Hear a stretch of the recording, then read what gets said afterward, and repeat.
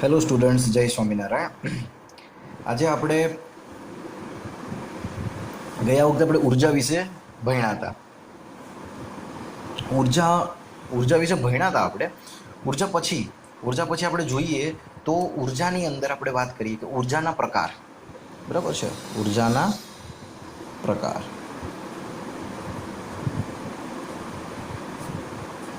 હવે કદાચ તમને ખ્યાલ હોય તો એવું છે કે ઉર્જાના પ્રકાર છે એ અલગ અલગ હોઈ શકે. જેમ કે યાંત્રિક ઉર્જા, સ્થિતિ ઉર્જા, ગતિ ઉર્જા, ઉષ્મા ઉર્જા, રાસાયણિક ઉર્જા, વિદ્યુત ઉર્જા અને પ્રકાશ ઉર્જા. બરોબર છે. આપણે જે વિશ્વમાં રહીએ છીએ તો આપણે અનેક પ્રકારની ઉર્જા મળે છે, રાઈટ. તો ઉર્જાના પ્રકાર કેટલા કેટલા છે? તો ઘણા બધા છે. કઈ કઈ? તો પહેલી છે આપણી પાસે યાંત્રિક ઉર્જા. યંત્ર દ્વારા જે ઉત્પન્ન થાય, યંત્ર દ્વારા જે થાય એને યાંત્રિક ઉર્જા. સ્થિતિ ઉર્જા, કે કોઈ પણ વસ્તુ એક જગ્યાએ હોય તો એનામાં ઉર્જા હોય, પણ એ જ્યારે વસ્તુ તો એને એક સ્થિતિ ઉર્જા કહેવાય. ગતિ ઉર્જા, ગતિમાન વસ્તુથી ઉર્જા મળે. ઉષ્મા ઉર્જા, ગરમીના લીધે જે મળે. રાસાયણિક ઉર્જા,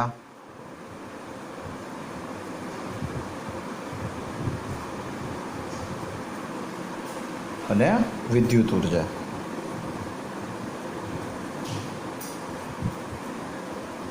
અને બીજું હતું પ્રકાશ ઉર્જા. આટલા બધા પ્રકારની ઉર્જાઓ છે એ બધી આપણા જીવનમાં આપણે કોઈના કોઈ જગ્યાએ ઉપયોગ કરીએ છીએ. હવે આટલી બધી ઉર્જા છે આપણી પાસે, તો એની અંદર આપણે ભણવાનું છે ગતિ ઉર્જા. શું ભણવાનું છે? ગતિ ઉર્જા.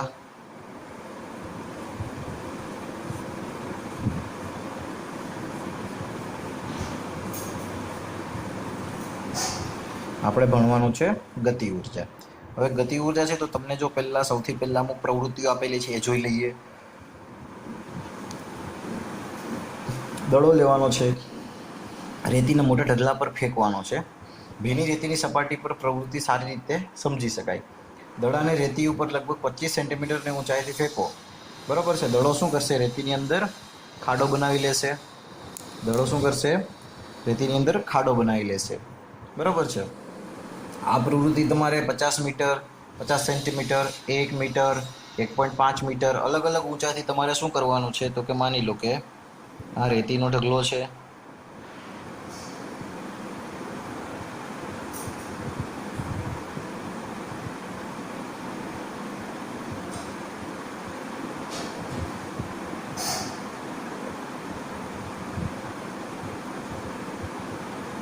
આ શું છે? રેતીનો ઢગલો. બરોબર છે. હવે આ રેતીના ઢગલાની અંદર તમારે શું કરવાનું છે? ઉપર આ વસ્તુ છે દડો, ઉપરથી એને ફેંકવાનો છે અને અહીંયા ખાડો પડી જશે. શું પડી જશે? ખાડો. ઉપરથી તમે વસ્તુને ફેંકશો એટલે વસ્તુને ખાડો પડી જશે. હવે એ વસ્તુને તમારે દડાને અલગ અલગ ઊંચાઈથી, પહેલાં અહીંયાથી ફેંકો, પછી અહીંયાથી એમ અલગ અલગ ઊંચાઈથી ફેંકવાનો છે તમારે. બરાબર છે. અને એ વસ્તુ ધ્યાન રાખવાની કે ખાડો તમને દેખાવો જોઈએ. ખાડો તમને દેખાવો જોઈએ. કેમ કે ખાડો દેખાય નહીં તો કોઈ ફેંકવાનો મતલબ નથી. એટલે જો તમને ખાડો દેખાશે તો તમને વધારે ખ્યાલ આવશે કે ચાલો ખાડો દેખાણો. બરાબર છે. એટલા માટે જ તમારે યાદ રાખવાનું કે ખાડો તમને દેખાવો જોઈએ. ખાડા દેખાયા વગર નહીં ચાલે. ખાડો તમને દેખાવો જ જોઈશે. હવે બીજી વસ્તુ કે જો આ વસ્તુ તમે કરશો પછી તમારે એ ચેક કરવાનું છે કે દડો કેટલી ઊંચાઈથી ફેંકો તો અને એનો ખાડો કેટલો ઊંડો પડેલો છે. બરાબર છે. દડો કેટલી ઊંચાઈથી ફેંકો તો એનો ખાડો કેટલો ઊંડો પડેલો છે એ વસ્તુ તમારે જોવાની છે. તો ત્યારે એ વસ્તુ ત્યારે જોશો તમે ત્યારે એક વસ્તુ ખબર પડશે કે તમે દડો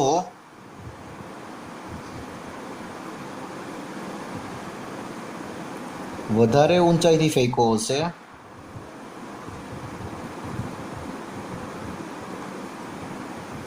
તો ખાડો વધારે ઊંડો થાય.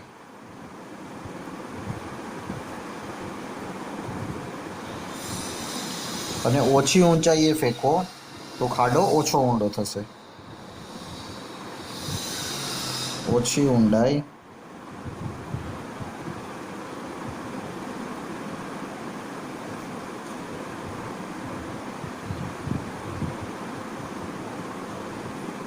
ખાડાની ઊંચાઈ ઓછી હશે જ્યારે ઊંચાઈ ઓછી હશે.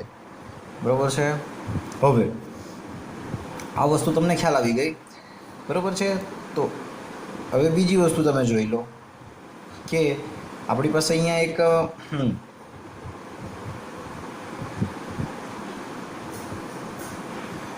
જો આ રીતે તમારે એક વસ્તુ ગોઠવણી કરવાની છે જે બુકની અંદર તમને આપેલી છે કે અહીંયા એક તમારે ટેબલ છે. બરાબર છે. ટેબલ તમને આવી રીતના આકૃતિ આપેલી છે. અહીંયા તમારી પાસે એક ટ્રોલી જેવું પડેલું છે. અહીંયા લાકડાનું બોક્સ છે. અહીંયા બી એક લાકડાનું બ્લોક છે અને અહીંયાથી અહીંયા તમારે આમાં તમારે વજન ભરવાનું છે. બરાબર છે. આ પલ્લામાં તમારે શું કરવાનું છે? વજન ભરવાનું છે.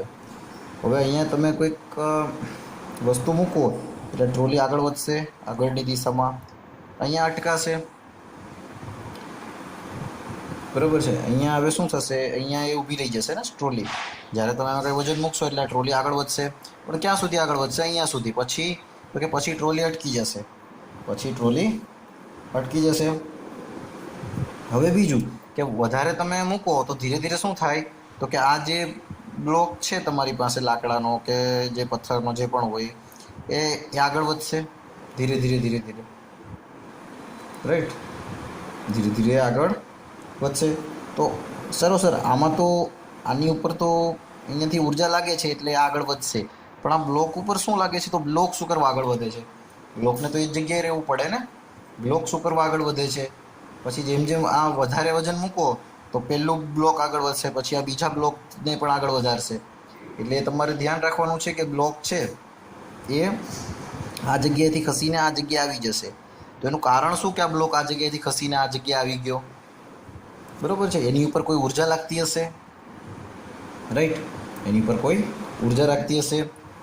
તો આની ઉપરથી આપણે એ જોઈ શકીએ કે કોઈ પણ ગતિમાન વસ્તુ કાર્ય કરી શકે છે. ગતિમાન વસ્તુ કાર્ય કરી શકે છે. ગતિમાન વસ્તુ કાર્ય કરી શકે છે. ઝડપથી ગતિ કરતી વસ્તુ તેના જેવી જ પણ ધીમેથી ગતિ કરતી વસ્તુ, મતલબ કે ઝડપ વધુ હોય તો કાર્ય વધુ થાય. એટલે ઝડપ વધુ તો કાર્ય વધુ અને ઝડપ ઓછી તો કાર્ય ઓછું.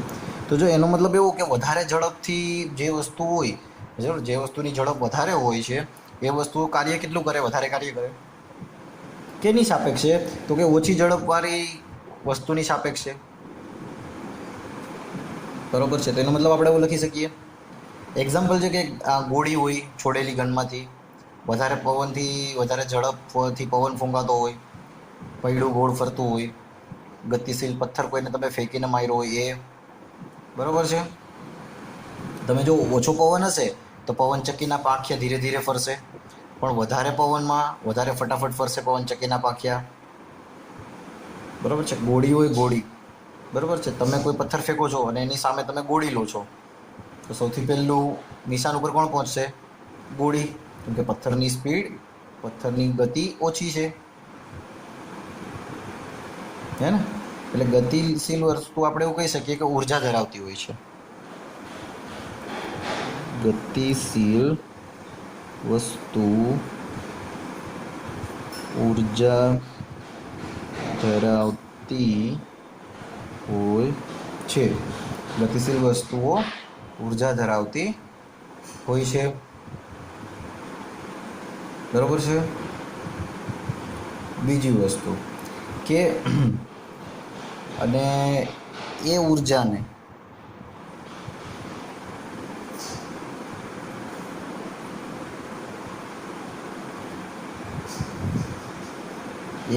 આપણે ગતિ ઉર્જા પણ કહીએ છીએ. એ ઉર્જાને આપણે ગતિ ઉર્જા પણ કહીએ છીએ, બરાબર છે. એટલે કોઈ પણ વસ્તુ હોય, જો હવે ગતિ ઉર્જાના એક્ઝામ્પલ તમે લ્યો તો કોઈ પણ વસ્તુ હોય, જેમ કે કોઈ પણ પથ્થર ઉપરથી જે ન્યૂટન જ્યારે ઝાડ નીચે બેઠો હતો ત્યારે એની ઉપર જે સફરજન પડ્યું તો સફરજન બી નીચે પડતું હતું, નીચે પડે એટલે ગતિ થાય, રાઈટ. ગાડી ચાલુ છે, ગતિમાં છે રોડ પર, તો બી ઢાળ પરથી કોઈ પથ્થર ગબડતો હોય તો બી, વિમાન ઉડતું હોય ત્યારે, પાણી વહેતું હોય ત્યારે, હવા, દોડતો ખેલાડી, આ બધા જ લોકો ગતિ ઉર્જા ધરાવે છે. ટૂંકમાં કોઈ વસ્તુમાં તેની ગતિને કારણે ધારણ કરવાની થતી ઉર્જાને ગતિ ઉર્જા કહે છે. એટલે બીજી આની પરિભાષા લખી શકાય, કોઈ વસ્તુમાં તેની ગતિના કારણે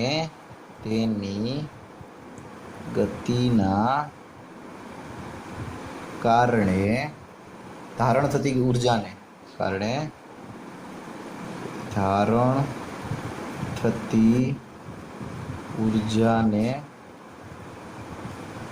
ગતિ ઉર્જા કહે છે, બરાબર છે. એટલે કોઈ વસ્તુમાં તેની ગતિના કારણે ધારણ થતી ઉર્જાને ગતિ ઉર્જા કહે છે. એટલે આપણે વાત કરી કે સર ઉર્જા છે, કોઈ પણ વસ્તુ ગતિશીલ હોય તો એની અંદર ઉર્જા રહેલી હોય છે ને એ ઉર્જાને ગતિ કહેવાય. તો એટલા માટે જ વસ્તુ બીજી રીતે લખી શકાય કે કોઈ પણ ગતિશીલ વસ્તુમાં ધારણ થયેલી ઉર્જાને ગતિ ઉર્જા કહેવામાં આવે છે, ત્યારે કે વસ્તુ ગતિમાં છે એટલા માટે, બરાબર છે, ગતિ ઉર્જા, રાઈટ. તો કોઈ નિશ્ચિત વ્યક્તિ ગતિ કરતી વસ્તુની ગતિ ઉર્જા વસ્તુને તે વેગ પ્રાપ્ત કરવા માટે કરતા કાર્યના બરાબર હોય છે, બરાબર. તો બીજું તમે કહી શકો કે કોઈ નિશ્ચિત વેગથી ગતિ કરતી હોય, કોઈ નિશ્ચિત વેગથી ગતિ કરતી વસ્તુની ગતિ ઉર્જા વસ્તુને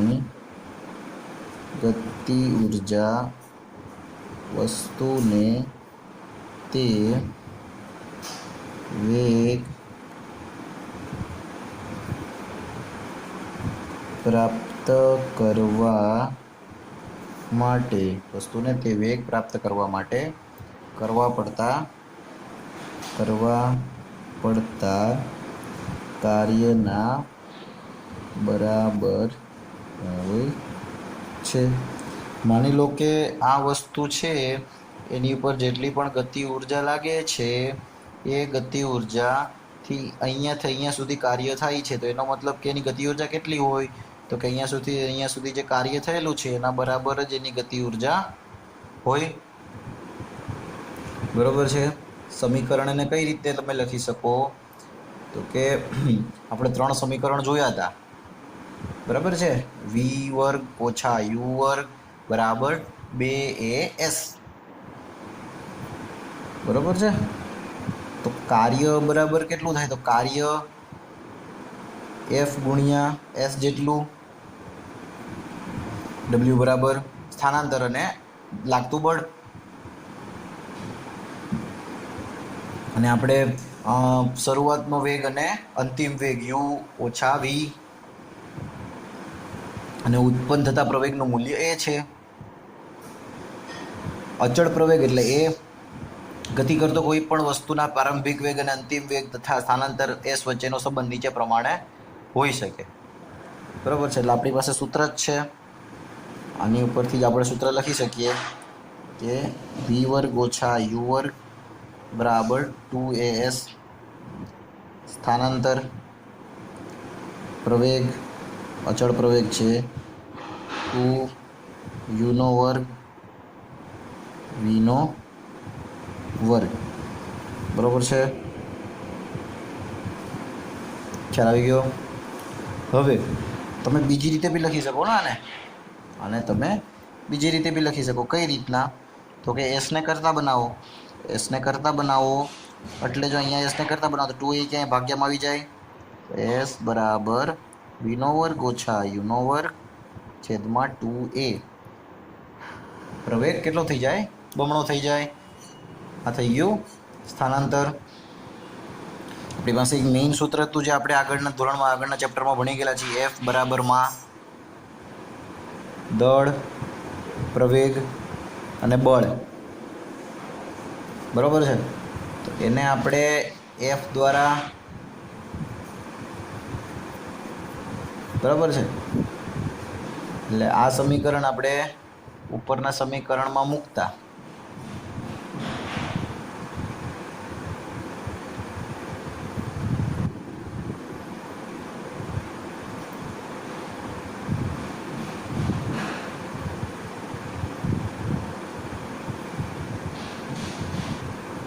તમારી પાસે, જો તમને ખ્યાલ હોય તો તમારી પાસે એક સૂત્ર હતું આગળ જ આપણે ભણી ગયેલા આગળના ટોપિક પર.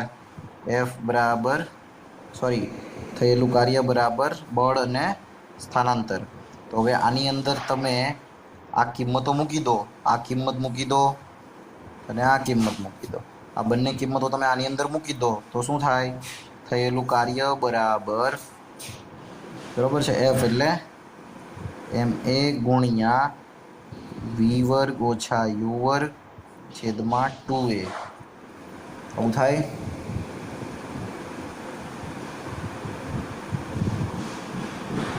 અથવા તો જો અહીંયા સોલ્વ બી થઈ જાય. એ તો તમે કટ કરી શકો અહીંથી ને અહીંયાથી એ કટ થઈ જાય એટલે ડબલ્યુ બરાબર અહીંયા 1/2 ગુણ્યા એમ ગુણ્યા કૌંસમાં વી વર્ગ ઓછા યુ વર્ગ. કારણ કે જો અહીંયા એ કટ થઈ ગયો, આ 1/2 વધે તો 1/2 અહીંયા બહાર લઈ લીધો ગુણ્યા એમ છે અહીંયા બાકી, કેમ કે આને આપણે કટ કરી દઈએ છીએ. ખ્યાલ આવી ગયો? તો આપણી પાસે શું છે?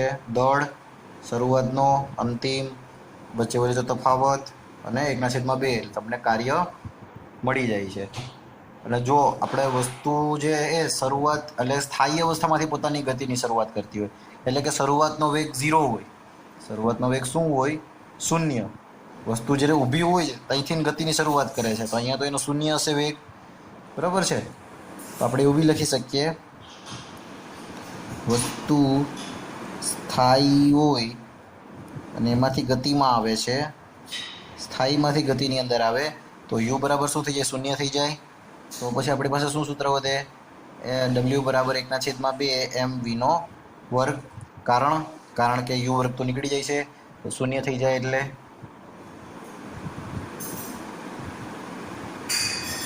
બરાબર છે. તો આપણી પાસે ગતિ ઉર્જાનું સૂત્ર થઈ જાય કે એમ દળ અને વી જેટલા સમાન વેગથી ગતિ કરતી વસ્તુની ગતિ ઉર્જાનું મૂલ્ય. ક્યારે વસ્તુ ઊભી હોય અને ત્યાંથી ગતિ કરવામાં રૂપાંતર થાય ત્યારે. તો એફ બરાબર એટલે ગતિ ઉર્જા. કઈ ઉર્જા? તો કે ગતિ ઉર્જા. એટલે એનર્જી એટલે ઈ લખાય ઉર્જાને, કે એટલે ગતિ, 1/2 એમ વીનો વર્ગ. આ આપણું ગતિ ઉર્જાનું સૂત્ર. બરાબર છે. દાખલા આપણે કાલે જોઈશું. ઓકે, ચાલો, થેન્ક યુ. જય સ્વામિનારાયણ.